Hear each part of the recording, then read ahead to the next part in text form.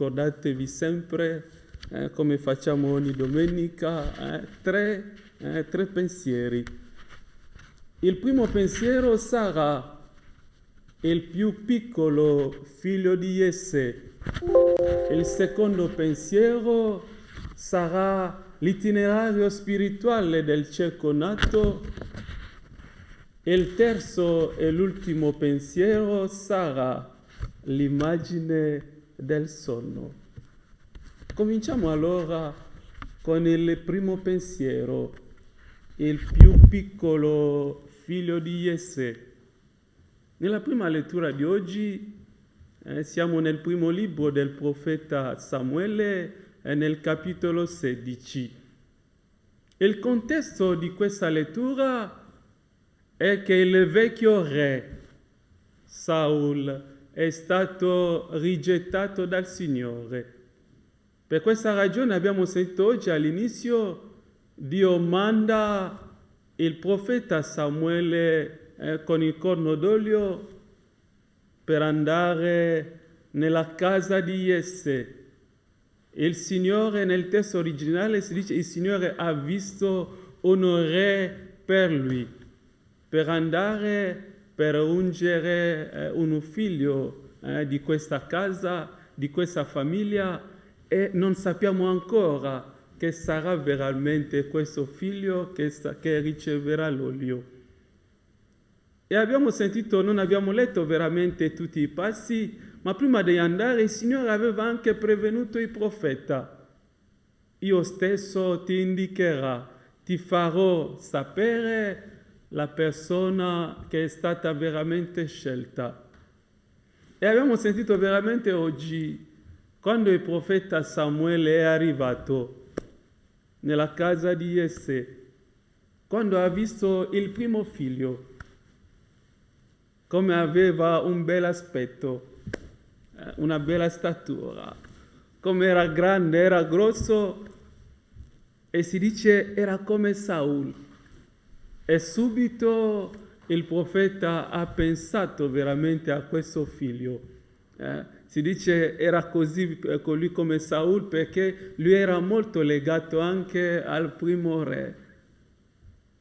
E abbiamo sentito subito il Signore interpella il profeta per farlo vedere che l'uomo vede l'apparenza, l'aspetto, la statura, le cose esterne, ma Dio vede il cuore, Dio guarda il cuore. La prima lezione di questa prima lettura è veramente un invito per noi di sapere Dio vede sempre di più. L'uomo guarda quello che è esterno, quello che si vede all'apparenza, ma il Signore guarda sempre di più, il Signore guarda il cuore. Oggi l'invito per ognuno di noi è di non lasciarsi sempre ingannare dall'apparenza, e dobbiamo anche noi essere come il Signore, cercare sempre di guardare un po' di più, di vedere un po' di più, di vedere il cuore. E dopo continuiamo il nostro racconto. Abbiamo sentito che Jesse ha fatto passare tutti i suoi 7 figli. Ma da tutti questi 7 figli il Signore ha scelto nessuno. Ma guardate, il padre ha presentato soltanto i suoi 7 figli. Ma in realtà non aveva soltanto 7 figli, aveva 8 figli. C'era anche un altro, l'ultimo, il più piccolo, ma il padre non l'ha presentato perché questo ultimo non contava per lui. E abbiamo sentito finalmente, quando il profeta ha visto che da questi 7 figli nessuno è stato scelto, il profeta fa ancora questa domanda per salvare il progetto del Signore. Non hai ancora un altro figlio?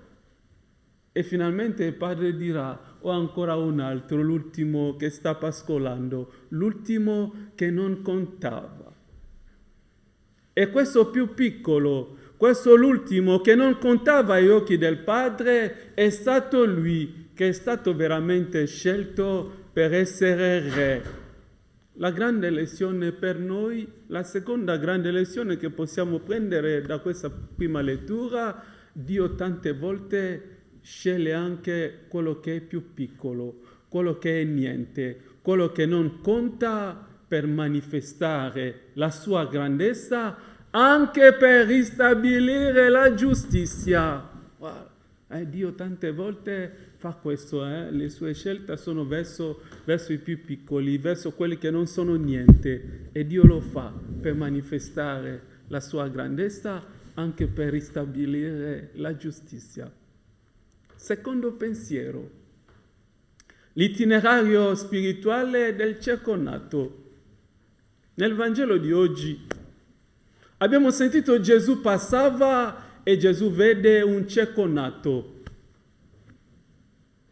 E abbiamo sentito veramente come Gesù prende il fango mescolato con la saliva e mette agli occhi di questo cieco nato. Facendo veramente questo fango con la saliva, questo testo sta richiamando veramente il testo della Genesi, dove Dio plasmò l'uomo con il polvere. Per dire Gesù, che cosa sta facendo? Gesù sta facendo una nuova creazione. E dopo Gesù manda questo uomo, Gesù dice a questo uomo, a questo cieco nato, va a lavarti nella piscina di Siloe, cioè inviato. Gesù manda questo uomo nella piscina di Siloe per lavarsi, per sollecitare la sua responsabilità, la sua collaborazione. È questo che è chiesto anche a ognuno di noi in questo tempo difficile che stiamo attraversando. Il Signore può fare anche creare tutto nuovo, può fare anche una nuova creazione, ma il Signore ha bisogno della nostra responsabilità, della nostra collaborazione. Responsabilità e collaborazione di ognuno di noi in questo tempo difficile che stiamo attraversando, anche noi. E dopo la cosa che mi ha interessato, abbiamo tanti discorsi, abbiamo tanti dialoghi che segue tra il cieco nato. Prima abbiamo sentito il cieco nato con i suoi vicini, possiamo dire anche amici o conoscenti. Tutti erano sorpresi, dicevano, non è colui che era il cieco. E alla fine, chi ti ha aperto gli occhi? E abbiamo sentito la risposta del cieco nato, un uomo che si chiama Gesù.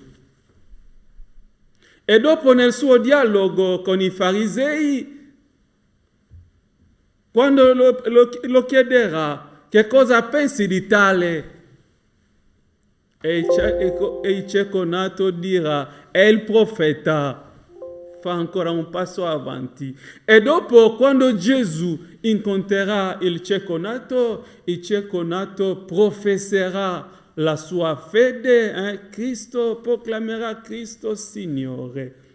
Abbiamo sentito veramente come questo cieco nato che è passato dalle tenebre alla luce, e dopo veramente che passo che il cieco nato ha fatto, come il cieco nato a maturare la sua fede. In questo tempo difficile, anche in questo tempo di Quaresima, caro mio, cara mia, l'invito per ognuno di noi è di maturare la nostra fede, maturare la nostra relazione con il Signore. E maturare vuole dire anche noi fare veramente sempre questo passo per passare dalle tenebre alla luce, per accogliere sempre Gesù come la luce del mondo, Gesù che illumina le nostre tenebre. L'invito per ognuno di noi, come il cieco nato, è di fare un passo avanti in questa Quaresima, maturare la nostra fede fino ad arrivare anche noi alla luce. Il terzo, E l'ultimo pensiero, l'immagine del sonno. Nella seconda lettura, nella questa lettera di San Paolo agli Efesini, la cosa che mi ha molto interessato è la fine di questa lettura. E alla fine Paolo parla veramente dell'immagine del sonno. E il sonno può essere l'immagine del buio, può essere l'immagine del peccato, può essere l'immagine delle tenebre. Per questo il grido di San Paolo a ognuno di noi, alla metà di questo tempo di Quaresima, il grido di Paolo a ognuno di noi, svegliati tu che dormi, risorgi dai morti e Cristo ti illuminerà. Amen.